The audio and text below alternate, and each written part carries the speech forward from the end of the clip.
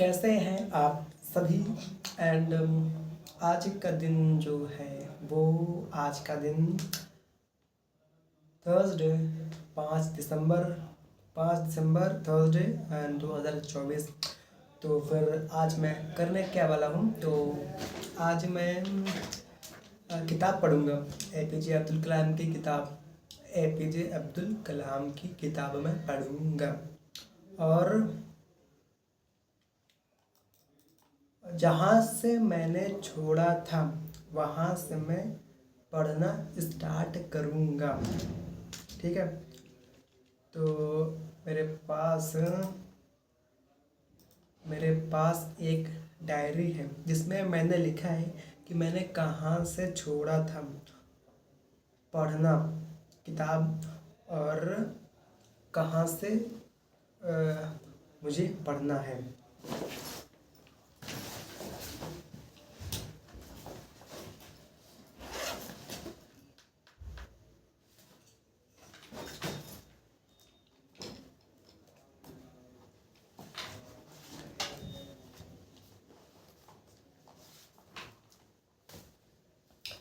तो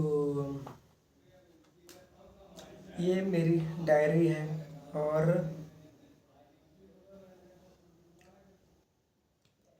मैं पढ़ने वाला हूँ। ठीक,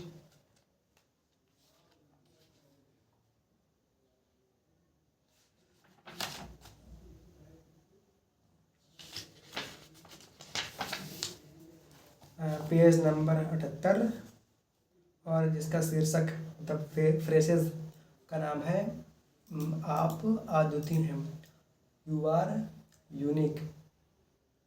तो मैं पीडीएफ है मेरा लैपटॉप, मैं उसमें पीडीएफ फॉर्म में रखा हूँ किताब, जिसका किताब का नाम है फॉर योर फ्यूचर, आपका भविष्य आपके हाथ में है। ये इसका हिंदी ट्रांसलेट है, ये इसका हिंदी ट्रांसलेट है। किताब कहाँ गई, यहाँ पे पेज नंबर कितना 78, पेज नंबर 78।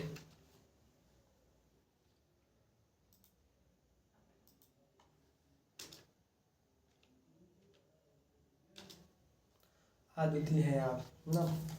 तो फिर मैं पढ़ना स्टार्ट कर देता हूँ। हाँ भाई, आप अक्सर यह बात कहते हैं कि अगर हम अपने दिमाग का समुचित उपयोग करें, समुचित का मतलब है पूरा, कंप्लीट उपयोग करें तो हम कुछ भी हासिल कर सकते हैं। लेकिन क्या यह वाकई सच है?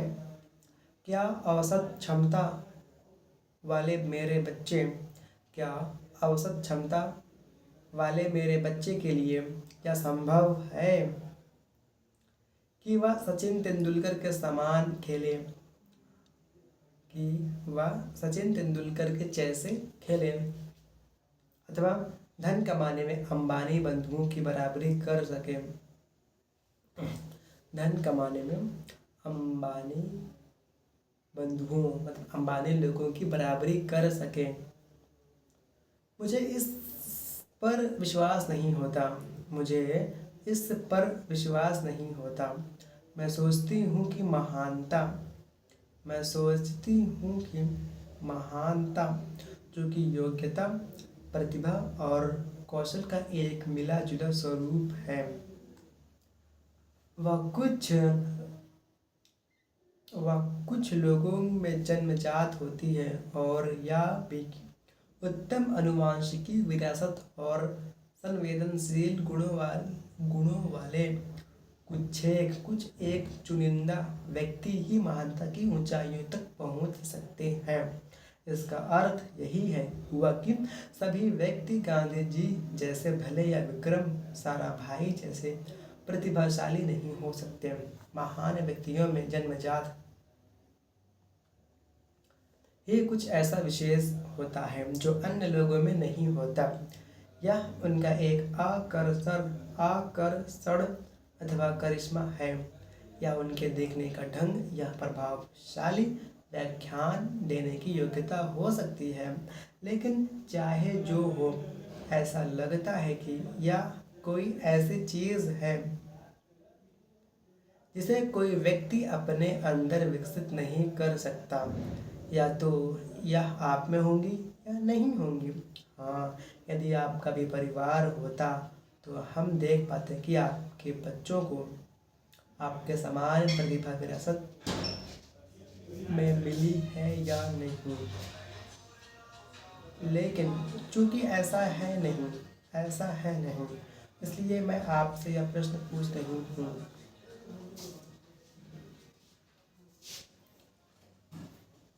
अब आप ही बताएं कि क्यों कुछ व्यक्तियों में प्राकृतिक खूबियाँ होती हैं और दूसरों में नहीं। क्या जीन्स में ही ऐसा कुछ होता है जो माता पिता के बच्चों को मिलता है? क्या इसका हमारे कर्मों और इस बात से कुछ लेना देना है कि कोई व्यक्ति अपने पूर्व जन्म में कैसा था, या क्या या क्या इसका बचपन में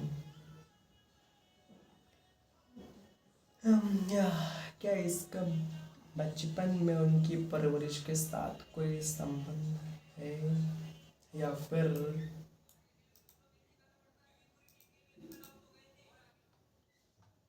फिर इसमें से कोई भी चीज़ मायने नहीं रखती।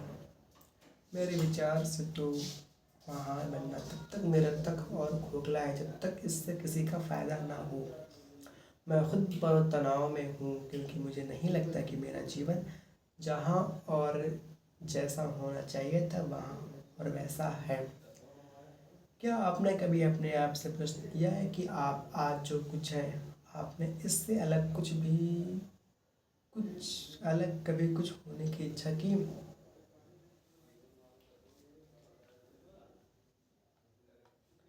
जहाँ सादगी, भलाई और सच्चाई नहीं है वहाँ महानता हो ही नहीं सकती।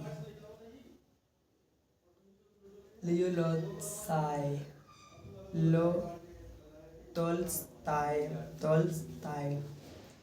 यह जानकारी ही तो बहुत पुरानी है। अब यहाँ पर मतलब एपीजे अब्दुल कलाम नरेट कर रहे हैं, बता रहे हैं।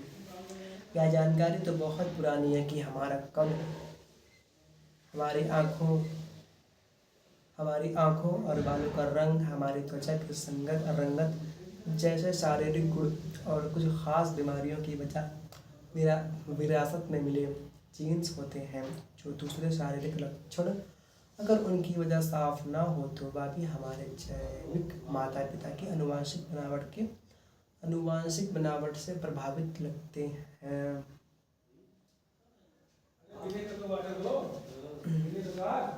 इससे कई लोग अंदाज़ा लगाने लगते हैं कि क्या हमारे मनोवैज्ञानिक लक्षण और हमारे व्यवहार की प्रवृत्तियाँ हमारे व्यक्तित्व की विशेषताएं अथवा हमारी मानसिक क्षमताएं हमारे जन्म से पूर्व ही हमारे साथ जुड़ जाती हैं। जो लोग आनुवंशिकता का अत्यधिक पक्ष लेते हैं उन्हें प्राकृतिक विद कहा जाता है, यानी वह व्यक्ति जिसकी यह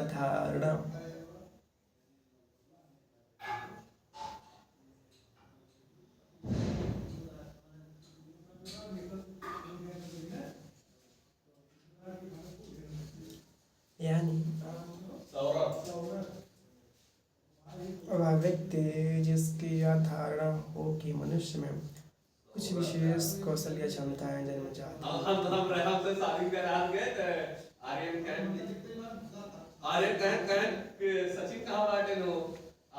उनकी बुनियादी धारणा यह होती है कि समग्र रूप से मानव जाति के लिए गुण मनुष्य की विकास प्रक्रिया का परिणाम।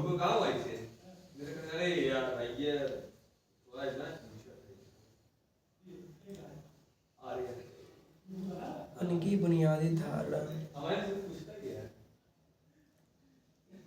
यह होती है कि समग्र रूप से मनुष्य जाति के गुण मनुष्य की विकास प्रक्रिया का परिणाम है और इंसानों में व्यक्तिगत भिन्नता प्रत्येक व्यक्ति के विशिष्ट अनुवांशिक सूत्रों के कारण होती है। ऐसे गुण और हिम्मताएं जो किसी मनुष्य के जन्म के समय नमूदार नहीं होते, किंतु जो जीवन के बाद में उभर कर सामने आते हैं, उनका कारण परिपक्वता को माना गया है। कहने का अर्थ है कि हम सब मनुष्यों में एक आंतरिक जैविक घड़ी प्रकृति होती है, जो पहले से तय ढंग से हमारे तरह तरह के व्यवहार को किसी बिजली के स्विच की तरह सक्रिय या निष्क्रिय करती है।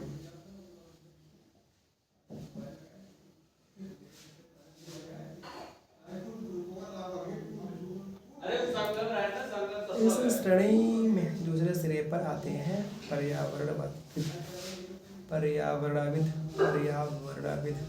उनकी मूल धारणा यह है कि किसी व्यक्ति के जन्म के समय मानवीय मस्तिष्क एक खाली स्लेट की तरह होती है, जो धीरे धीरे उस व्यक्ति के जीवन में होने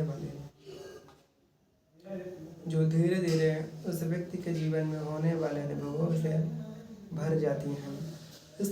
इस दृष्टिकोण से शैशव काल व बचपन के दौरान उभरने वाले मनोवैज्ञानिक गुण और व्यवहार संबंधी भिन्नताएं हमारे जीवन में सीखी गई चीज़ों का परिणाम है। इस तरह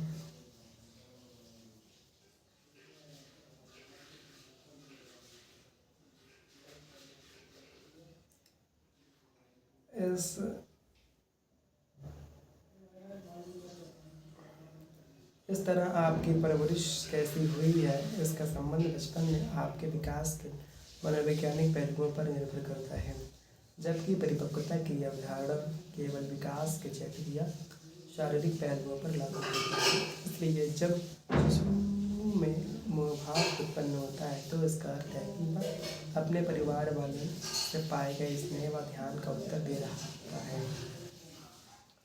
उसे भाषा का ज्ञान दूसरों को बोलते हुए सुनकर उनके नकल करने पर होता है, और उसका संज्ञानात्मक विकास उसके आसपास के वातावरण में होने वाले उत्प्रेरण की मात्रा पर और मोटे तौर पर देखा जाए तो यह उस सभ्यता पर निर्भर कर सकता है जिसमें शिशु का लालन पालन होता है। सच्चाई यह है कि प्रकृति और परवरिश अलग अलग और जटिल तरीके से एक दूसरे पर असर डालते हैं, जिसका नतीजा यह है कि हम सब अपने किस्म के अकेले होते हैं, दूसरे किसी से भी बिल्कुल अलग। हम अपने किस्म के अकेले होते हैं और दूसरे किसी से बिल्कुल अलग। आज शायद ही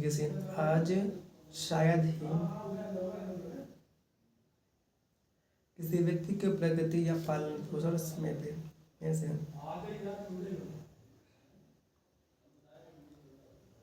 आज शायद ही किसी व्यक्ति को प्रकृति या पालन पोषण में से कोई एक चरम अवधारणा स्वीकार्य होगी। तर्क के दोनों ओर कई तथ्य होते हैं जो सब कुछ या कुछ भी नहीं के विचार के साथ मेल नहीं खाते। इसलिए यह सवाल पूछने के बजाय कि किसी शिशु का विकास प्रकृति से जुड़ा हुआ है या उसके पालन पोषण से, इसे इस तरह बदल कर पूछा जा सकता है कि वह प्रकृति या पालन पोषण से कितना जुड़ा हुआ है। यानी कि अगर मान लिया जाए कि हमारे व्यक्तित्व को गढ़ने में आनुवंशिकता और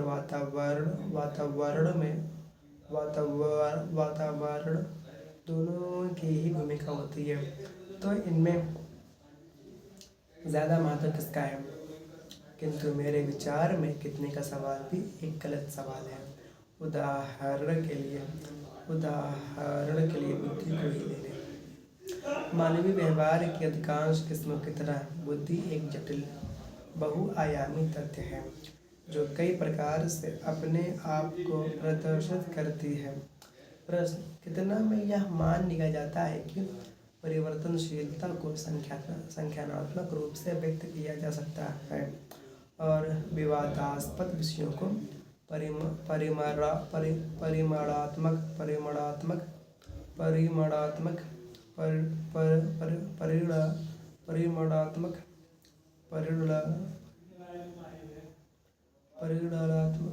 परिमाणात्मक तरीके से हल किया जा सकता है। सच्चाई यह है कि प्रकृति और परवरिश अलग अलग और जटिल तरीकों से एक दूसरे पर असर डालते हैं, जिसका नतीजा यह है कि हम सब अपने किस्म के अकेले होते हैं, दूसरे किसी से भी बिल्कुल अलग।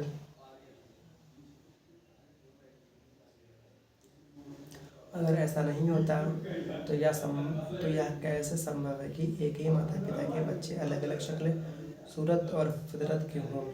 आनुवंशिक विज्ञान में हुई हालिया उन्नति को देखते हुए यह बात विशेष रूप से महत्वपूर्ण है। मानव जीन समूह परियोजना ह्यूमन जीनोम प्रोजेक्ट ने विशिष्ट गुणसूत्रों पर स्थित व्यवहार की किस्मों से लेकर डीएनए की विशेष किस्मों की खोज करने में भारी दिलचस्पी उत्पन्न कर दी है। ऐसा माना जाता है कि वैज्ञानिक अपराध, मद्यपान के व्यसन और ऐसी ही अन्य प्रवृत्तियों के जीन को खोज पाने की कगार पर है। इन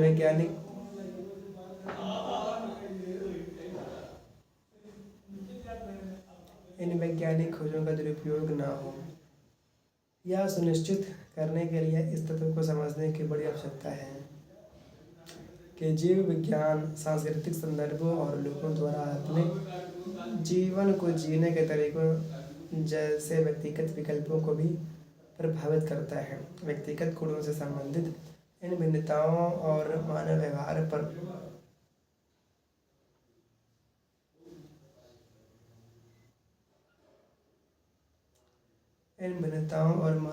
पर पारस्परिक प्रभाव को सामने लाने का कोई सरल व स्पष्ट तरीका नहीं है।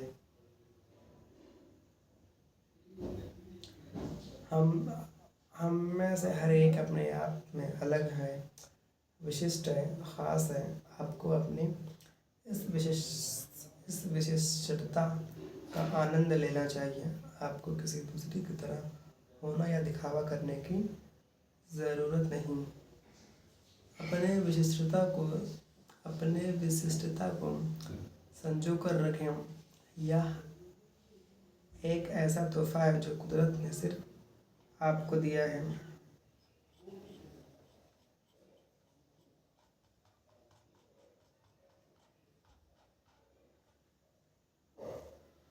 हम आपके इस प्रश्न को ले कि आज मैं जो कुछ हूँ, क्या मैंने कभी इससे अलग कुछ बनने की इच्छा की थी? तो मेरा जवाब यही है कि नहीं, मैंने ऐसी कभी इच्छा नहीं की। हम में से प्रत्येक व्यक्ति अपने आप में अलग है, विशिष्ट है, ख़ास है। मैं आज जो भी हूँ सिर्फ अपने जीवन की परिस्थितियों और अपने उन प्रयासों के कारण हूँ जो मैंने ऐसा बनने की प्रक्रिया में किए हैं। आपको अपनी इस विशिष्टता का आनंद लेना चाहिए, उसके लिए खुशी माननी चाहिए, उसके लिए खुशी मनानी चाहिए। आपको कभी भी वैसा दिखने की कोशिश नहीं करनी चाहिए। आपको कभी भी वैसा दिखने की कोशिश नहीं करनी चाहिए जो आप नहीं हैं, या आपको किसी अन्य व्यक्ति की तरह होने का दिखावा नहीं करना चाहिए। आप औरों से भिन्न होने के लिए ही पैदा हुए हैं। आप केवल आप बनने के लिए ही हैं। समूची दुनिया में कहीं भी और कभी भी किसी व्यक्ति के मस्तिष्क, मन या आत्मा में ठीक वैसे ही विचार नहीं आ रहे होंगे जैसे अभी आपको आ रहे हैं, और ना ही किसी व्यक्ति की स्थितियों वैसी होंगी जैसे आपके जीवन की है। यदि आपका अस्तित्व समाप्त हो जाता है तो इस सृष्टि में एक छिद्र रह जाएगा, इतिहास में एक खालीपन रह जाएगा। मानव जाति की उत्पत्ति के लिए बनाई गई योजना में किसी चीज़ का अभाव रह जाएगा। इसलिए अपनी विशिष्टता को संजो कर रखें। यह एक ऐसा उपहार है जो प्रकृति ने केवल आपको दिया है। दूसरों से अलग होने की खूबी आपको उपहार में मिली है, ताकि आप उसका आनंद ले सकें और अपने अनोखेपन का आनंद दूसरों के साथ साझा कर सकें, दूसरों के काम आए, अधिक से अधिक लोगों से जुड़ें। कोई भी व्यक्ति दूसरों से उस खास तरीके से संपर्क नहीं कर सकता जैसे आप कर सकते हैं। कोई भी व्यक्ति उस तरीके से सुख नहीं पा सकता जैसे आप पाते हैं। कोई भी व्यक्ति आपके अभिप्राय को आपके समान संप्रेषित नहीं कर सकता। कोई भी व्यक्ति अन्य व्यक्ति के साथ आप जैसी समझ नहीं बना सकता। कोई भी व्यक्ति वैसा हंसमुख, प्रसन्नचित्त और खुश नहीं हो सकता जैसा आप होते हैं। कोई भी व्यक्ति आपकी हंसी नहीं हंस सकता। कोई भी अन्य व्यक्ति दूसरे व्यक्ति पर आप जैसा प्रभाव नहीं छोड़ सकता।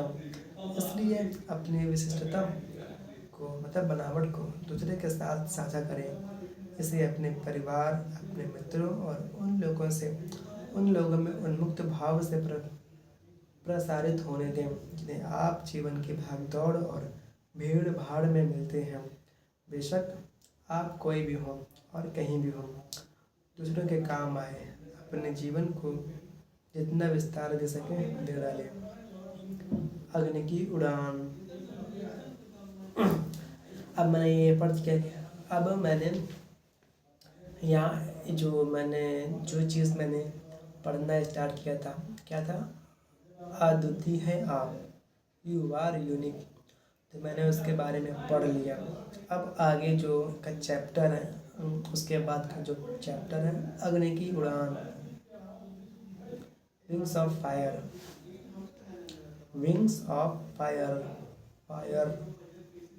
तो पेज नंबर 84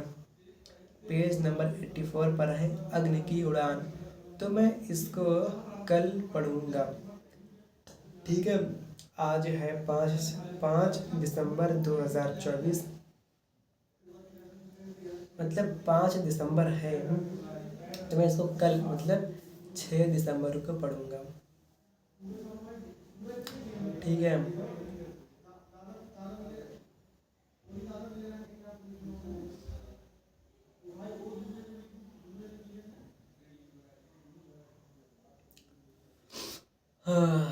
तो बहुत कुछ सीखने को मिला है। अच्छा हाँ, ये बता, वैसे तूने तो पढ़ लिया कि अद्वितीय है आप, तो उसमें तुमको सीखने को क्या मिला?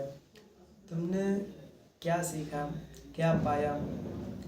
तो कहने का मतलब ये है कि तुम किसी से इतना कंपेयर मत करो कि वो अंबानी का लड़का इतना अमीर क्यों है, क्योंकि ये तुम्हारे परवरिश पर डिपेंड करता है, तुम्हारे इन्वायरमेंट पर डिपेंड करता है। आप किस तरह से पले बड़े हो, आपके आसपास का जो वातावरण था वो कैसा था। तो आप जो बनना चाहते हैं उसी के डायरेक्शन में आप ट्राई करिए, कोशिश करिए और बनते रहिए जो भी बनना चाहते हैं आप, ठीक। तो आज के लिए बस इतना ही, क्योंकि भाई और भी चीज़ें पढ़नी है, एग्ज़ाम्स आने वाले हैं, तो मैं एग्ज़ाम्स की तैयारी भी कर रहा हूँ ना साथ में, ठीक। चलो करते हैं।